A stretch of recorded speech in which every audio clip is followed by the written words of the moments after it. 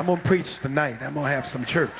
As I reflected upon this, I would not believe, I could never believe that so much of my attitude towards life and so much of my ability to achieve holistically in life could ever be predicated on the resurrection of Jesus Christ. It's interesting that in being a gospel preacher, and most of us have grown up in the church, and we have heard always about the resurrection of Jesus, because that becomes the substratum of our salvation. That is the basis by which the church is founded. And yet still, to bring it into the practical aspect of our living through understanding the ramifications of this truth has always escaped us. The question becomes, what does the resurrection have with me buying a car? What does it have to do with me opening a business? What does it have to do with me getting into college and graduating from college? What does it have to do with me being healed or having a vision or walking in my purpose? Well, all of those things have elements of challenge, because nobody moves from any point to any other point in their lives without a challenge. And when I reflect upon the gospel by which I stand, I can look at the challenge and say, if God raised Jesus from the dead, then there is no circumstance that can keep me from becoming what God would have me to be. I don't have to back up. I don't have to walk away from any challenge, because since God raised Jesus from the dead, he can raise my knucklehead son from drugs and drug addiction. And because God raised Jesus from the dead, I will not give up on my child, neither will I give up on myself. Oh, I'm going somewhere tonight. Oh yes, many of us would say that I know that believing the resurrection will get me saved. But what does it have to do with the rest of it? And the answer is that the resurrection is the single greatest motivator of hope and faith, particularly when you look around at a world that is succumbing to decadence and decay. It doesn't matter what neighborhood I live in. It doesn't matter how bad the circumstances are. It doesn't matter what I'm going through right now. I just switch from sight into faith. And I say, if God can bring Jesus up from a grave when he died everybody's death, and if he can pull him up, he can pull me up out of this mess that I have found myself in. Oh, I feel something pushing me here. I don't have to take it. I can just believe my way out of it. I don't have to succumb to it. I don't have to surrender.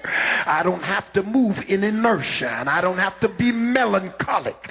I can declare with a praise on my lips, if Jesus, who died for everybody living, for everybody who will ever live, for everybody who had ever lived, if anybody should have stayed dead, it should have been Jesus.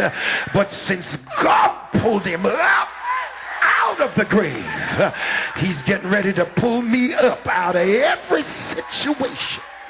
I feel like having church. Y'all sit down, I got to work a little.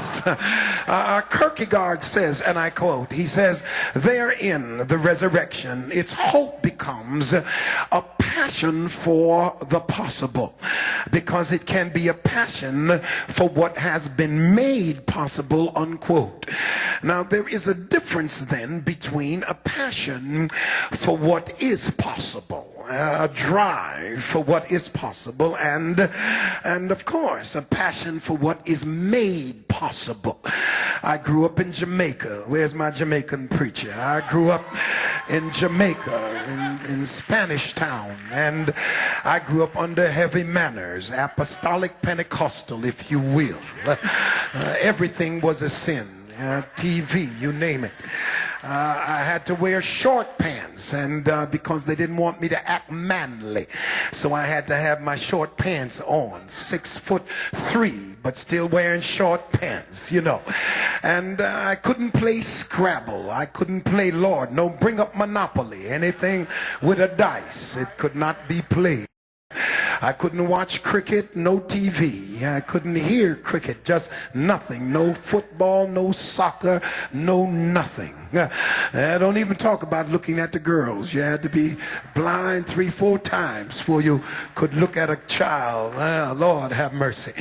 And I would stand by the gate, I would remember, and I would wish that I could play with my friends. I would wish that I could watch TV, watch Bonanza, look at Hoss. I wish I could, play a little cricket, play a little ball. I would just stand there and I would wish until the tears would come down my eyes. I would wish that I wasn't in this family. I just wish. I was just wishing. And many times we find ourselves wishing, but we don't do anything about what we wish. I wish I had a better job. I wish I had a better car. I wish I lived in another neighborhood. But it was just a subjective, imaginative, mystical desire that just went through our minds as entertainment. We would just wish. I wish upon a star, just wishing. But what would happen if somebody tapped you on the shoulder while it was running through your mind, while you were wishing? And the person said to you that this is not just a wish. This is not just subjective, imaginative interpretation of your situation, but rather this is a vision. And what you think you are wishing is something that I am putting in your mind that I am going to make possible. And I'm founding what I've given you in your mind upon an action that took place in the past. And I have rooted your wish upon an action that took place in the past that guarantees that you will have a future.